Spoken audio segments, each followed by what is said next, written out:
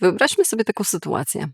Idziesz na kawę, na spotkanie z koleżanką, przyjaciółką, kolegą, jakimś znajomym i on lub ona opowiada ci o swoim zmartwieniu, o trudnościach, o swoim życiu, a ty słuchasz. Ty słuchasz, pocieszasz, doradzasz, jesteś obecny lub obecna tak na 100%. Mija godzina, może więcej i w końcu pada: o, sorry, ale muszę lecieć. I się zabiera i leci. A ty zostajesz z takim: aha, a co ze mną? No tak długo słuchałam, tak długo bardzo się angażowałam, a nie padło żadne: a co u ciebie? I jesteś gdzieś bardzo osamotniony lub osamotniona w tym uczuciu, bo niby się spotkałaś z osobą, z człowiekiem, ale tam nie było w ogóle na ciebie miejsca. I być może przychodzi do ciebie wniosek: znowu? No kurczę, znowu. Znowu to tak wygląda. Kolejna osoba, kolejne spotkanie, w którym ja z siebie daję absolutnie 100% obecności i słucham, a nie pada żadne, czyli nie słyszę żadnego: a co u ciebie? Czemu się tak dzieje, nie? Co takiego następuje? A jeszcze ważniejsze pytanie: co takiego zrobić? Na co zwrócić uwagę, żeby zmienić ten styl nawiązywania kontaktów? No, dzisiaj zamkniemy to w 3 punktach. Punkt numer 1. Zauważ swoje milczenie i świadomie zajmuj przestrzeń. Być może nosisz w sobie taką definicję dobrego przyjaciela lub kolegi, koleżanki, że bycie dobrym słuchaczem oznacza, że siebie skurczasz do poziomu takiej wielkości. Czyli co to znaczy? Co to prowokuje? No to, że oddajesz bardzo dużo przestrzeni, a skoro jest bardzo dużo przestrzeni, to druga osoba w to wchodzi i mówi: wow, jak tutaj się dużo można rozciągnąć, można opowiedzieć o sobie tak dużo, bo tu jest ta przestrzeń na to. I co robi? No po prostu przychodzi do działania, do wypełniania tej przestrzeni sobą. Natomiast jeżeli ty dalej jesteś w tej pozycji, no to co ma się zmienić, nie? To jakim sposobem miałoby się to odkręcić? Więc chodzi o to, żebyś ty zeszła z tego poziomu na zwyczajne zajmowanie przestrzeni. Ale żeby to się zadziało, to musimy przeprowadzić taki audyt, w cudzysłowie. Nazwiemy to sobie audyt wzajemności. Czyli w ogóle dobrze jest się przekonać, zobaczyć na swoje oczy, zauważyć, zaobserwować, jak z tą wzajemnością jest. I niekoniecznie tylko i wyłącznie z drugiej strony: a bo ona mnie nie pyta, a bo ona ciągle gada. Tylko jak to jest z tobą? Dlatego skupiamy się na sobie, ponieważ tutaj mamy największe poczucie kontroli i tutaj można zrobić największe kroki, które będą w kierunku zmiany. No i właśnie jak to z tobą jest? Gdzie jest twoja wzajemność? Bo wzajemność to nie jest tylko i wyłącznie: to ja robię jej miejsce, okej, ale czy robisz na siebie miejsce? A robić dla siebie miejsce oznacza nie tylko słuchać, tylko przede wszystkim wypowiadać się, czyli używać swojej autoekspresji, i to oznacza, że musi być na nią miejsce przygotowane i nie licz na to. Znaczy, fajnie by było, gdyby ludzie robili zawsze ci miejsce. Jeżeli tak jest, to fantastycznie, trzeba to doceniać. Natomiast nie zawsze tak będzie. I to też nie zawsze się łączy ze złą intencją. Czasami niektórzy są tak zaoferowani, zresztą my wszyscy znamy to, że tak się czujemy zaoferowani swoimi problemami, że troszkę zapominamy albo troszkę nie widzimy tej drugiej strony, bo nasz problem jest gigantyczny w naszych oczach. Więc trzeba to wziąć w swoje własne ręce i zrobić taki most dla siebie, zbudować, czyli zająć troszkę więcej przestrzeni. Czyli jeżeli, załóżmy, koleżanka opowiada ci o jakimś spotkaniu w pracy albo jakimś bardzo trudnej relacji gdzieś tam w rodzinie, czy cokolwiek, spotkaniu, które było toksyczne, to słuchasz jej? Fajnie. Jakąś walidację? Super. Okej, rozumiem, tak, no. Wiesz, to było bardzo podobnie jak u mnie wtedy, kiedy. I mamy most. Czyli zauważ, że w tym momencie jesteśmy w temacie, nadal dajesz jakąś wartość tej drugiej stronie, ale jednak zajmując przestrzeń, a nie milcząc, a nie będąc w tej pozycji. Czyli dzielisz się swoimi doświadczeniami, co może być bardzo pomocne, a w dodatku, oczywiście pomocne dla drugiej strony, ale w dodatku może być bardzo pomocne dla ciebie, bo uczysz siebie, ja też mogę uczestniczyć w tej rozmowie. Naturalna, zwyczajna wymiana to nie jest tylko i wyłącznie czekanie na super uprzejmy gest z drugiej strony, który ciebie zaprosi z pokłonami na wejście, tylko ty budujesz most i sam sobie lub sama sobie udzielasz pozwolenia na to wejście. Na to, że słuchaj, faktycznie to brzmi znajomo, bo mnie dotyczyło to ja też miałam takie spotkania, ja też tak miałam, bo jak rok temu i tak dalej, i tak dalej. To nie o to chodzi, że ty masz się wtedy rozpychać łokciami, tylko faktycznie wyjść z tego do tego, tak? Do takiej po prostu przestrzeni. Gdzieś tutaj, halo, ja też jestem, mam też jakąś opowieść do przekazania. I to jest pierwsza rzecz. Zauważaj swoje milczenie i staraj się tutaj wprowadzać równowagę. Punkt numer 2. Odważ się mówić, nawet jeśli ktoś się z tym nie zgadza. Często jest tak, że milczenie pojawia się na skutek obawy. Obawy takiej, że jak zacznę mówić, to się to nie spodoba, to wywoła to jakiś konflikt, to będę niezrozumiana, to może będę wyśmiana.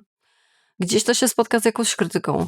I jeżeli sobie powyobrażasz tutaj, puścisz wodze wyobraźni, co to może się zadziać, kiedy tylko otworzysz buzię, co to może zadziać się strasznego, gwoli jasności, to ciebie skutecznie zaknebluje. Tak? To nie pozwoli ci się wyrażać i mówić o sobie, ale musimy sobie zdać sprawę, co to w tym momencie się tak naprawdę dzieje.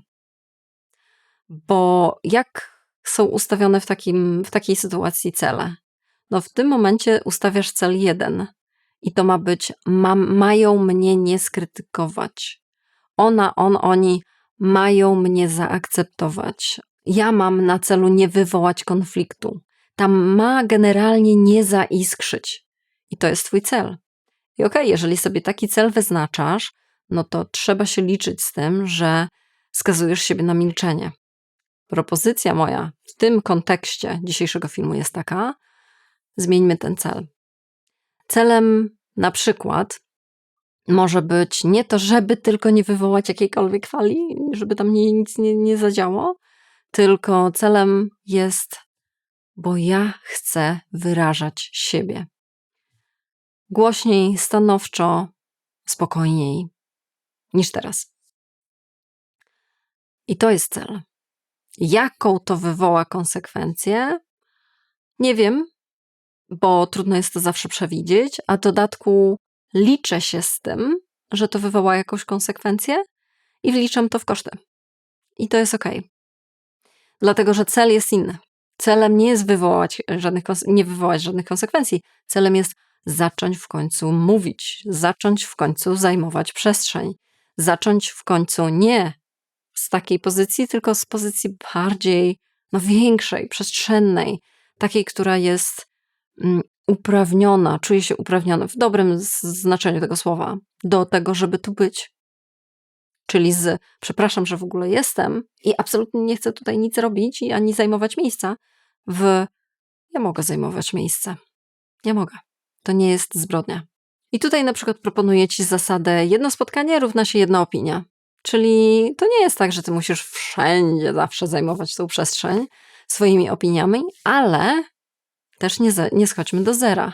Czyli takim fajnym, początkowym stadium, kiedy to jest bardzo uświadomione, kiedy to jest takie wysiłkowe, jest na jednym spotkaniu wyrażę jedną opinię. I nie będę patrzeć właśnie na to, czy na pewno wszyscy się ze mną zgodzą, albo czy na pewno wszyscy tam, że będę chodzić na paluszka dookoła wszystkich, tylko jedno spotkanie, jedna opinia. I możesz to wręcz wprost gdzieś tam zaanonsować na zasadzie: widzę, że się wszyscy zgadzacie co do tego filmu, że jaki był wspaniały, ale powiem wam, ja osobiście się wynudziłam. Albo dla mnie jest za dużo efektów specjalnych. Tak na marginesie. To jest bardzo moja opinia, bardzo często. W każdym razie chodzi o to, żeby sobie dać pewne ramy. To nie o to chodzi, żeby być teraz mistrzem wymian międzyludzkich, tylko żeby się stać na przykład widocznym w ciągu jednego spotkania, jedna opinia, opowieść o sobie, swój własny punkt widzenia, jedno spotkanie i jedna perspektywa. I to już będzie świetny trening do tego, żeby nie wylądować z powrotem do punktu wyjścia, czyli wszyscy mi się zwierzają, wszyscy wszystko opowiadają, a nikt mnie nie zapyta, co u mnie. I punkt numer 3. Przestań przeprowadzać wywiady, a zacznij uczestniczyć w rozmowach. I jeszcze jedna bardzo ważna rzecz, która mocno kształtuje tą zależność, że to ty tak bardzo słuchasz i tak bardzo jesteś dla kogoś, a potem absolutnie nie dostajesz nawet, a co u ciebie, to jest tendencja do zadawania pytań. Przyobserwuj to u siebie, zauważ, w jaki sposób wchodzisz w rozmowę i czy przypadkiem to nie jest tak, że to ty zadajesz bardzo dużo pytań. Dlatego druga strona udziela ci bardzo dużo odpowiedzi, a nie pytań. I tutaj jest coś ważnego do uzmysłowienia sobie. Dlatego, że zadawanie pytań daje tą pozycję kontroli. Tak? To ty kontrolujesz tą rozmowę. To ty wprowadzasz ją w pewne tory, które być może są dla ciebie ciekawe, które są dla ciebie bardziej pomocne, a po prostu być może są dla ciebie bardziej komfortowe. W ogóle może pozycja zadawania pytań jest dla ciebie bardziej komfortowa. No i okej, to jest oczywiście do zrozumienia, tylko że liczmy się z konsekwencjami. Dlatego, że zadawanie pytań jest taką pozycją, że tak to nazwę, usługową. Czyli to ty jesteś wtedy na usługach kogoś, bo to ty prowadzisz, tak? Prowadzisz ją troszkę za rękę, a nie jesteś na równi partnerem do rozmowy, do zwyczajnej rozmowy, która nie wiadomo, którędy podąży, która może mieć momenty ciszy, może nawet mieć niezręcznej ciszy elementy, która może się jakoś zacząć, może się jakoś skończyć w zupełnie niekontrolowany sposób, trudny do przewidzenia, ale nadal jest rozmową, a nie przeprowadzaniem wywiadu. Zauważ na jakiekolwiek, na pewno słuchałeś wiele wywiadów w swoim życiu, zauważ, ten, kto wypytuje, naprawdę tylko w tej roli pozostaje. Rzadko kiedy coś mówi o sobie, a ten, kto udziela wywiadu, no nie pyta tego prowadzącego o wiele rzeczy. To on jest gwiazdą, więc ten pytający jest na usługach gwiazdy. I oczywiście nie ma w tym nic złego, jeżeli wykorzystujesz to w sposób świadomy i wtedy, kiedy chcesz, żeby dana rozmowa w ten sposób przebiegła, tylko że chodzi o to, że być może nie chcesz, żeby to zawsze tak wyglądało. Twoja tęsknota w postaci, no ale ja to zawsze słucham, a mnie nikt nie zapyta, co u ciebie, mówi o tym, że ty masz tego dość. A jeżeli tak jest, skontroluj pytania. Zauważ, jak często zadajesz pytania, powstrzymaj się i zobacz, co się wtedy będzie działo. Nie wchodź z pytaniem, nie podtrzymuj tematów pytaniami i nie kończ pytaniami, tylko to wycofaj i zauważ, co wtedy. Co się wtedy zadzieje? I to jest jedna rzecz, którą możesz zrobić jako swoje ćwiczenie. Natomiast możesz też pozostać, jeżeli to jest za bardzo wymagające, dosyć trudne zniesienie tej ciszy lub niewiadomej, to proponuję ci inną opcję, czyli jedno pytanie, jedno stwierdzenie.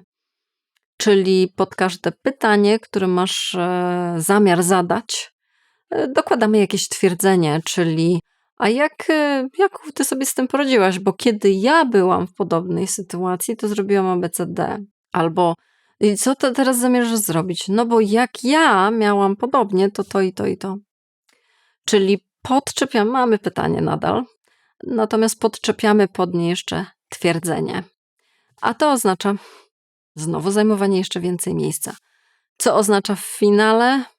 Bardziej zrównoważone interakcje. Bardziej zrównoważone, oczywiście to nie musi być pyk, tak super równo na 100%, ale nie jest to ciągle tak. Tylko to jest jakaś fluktuacja, to jest naturalne absolutnie, natomiast gdzieś jesteśmy bliżej środka niż dalej. I na tym nam zależy.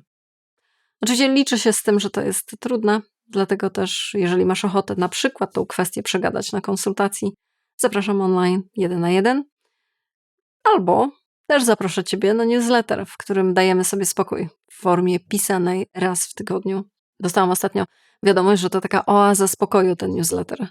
Dlatego wielkie dzięki autorce tego maila, a przy okazji jest to opis tego, jak można ten newsletter widzieć i odczuwać. Bycie dobrym słuchaczem to super cenna umiejętność. Absolutnie nie da się jej przecenić. Natomiast dobrze jest używać tego daru świadomie. W taki sposób, żeby przyjaźń czy jakaś znajomość, koleżeństwo nie było monologiem, a stało się dialogiem. I te punkty 3 właśnie służą temu, żeby to i poćwiczyć, i coś sobie uświadomić. Daj mi znać koniecznie w komentarzu, który z punktów zabierzesz ze sobą na wynos. Być może masz jeszcze jakieś inne uwagi z własnego doświadczenia, właśnie na przykład bycia słuchaczem lub słuchaczką. Co zadziałało, co nie zadziałało, podziel się swoją własną wiedzą, ona jest super cenna dla wszystkich czytających komentarze. Przy okazji jest to też super cenne dla mnie, dlatego że wspiera kanał i każde kliknięcie i subskrypcja także. Także wielkie, wielkie dzięki oraz wielkie dzięki także za uczestnictwo w platformach takich jak Patronite czy Buy Coffee, wszystkim wspierającym. Bardzo, bardzo doceniam Waszą obecność. Widzimy się następnym razem. Do zobaczenia.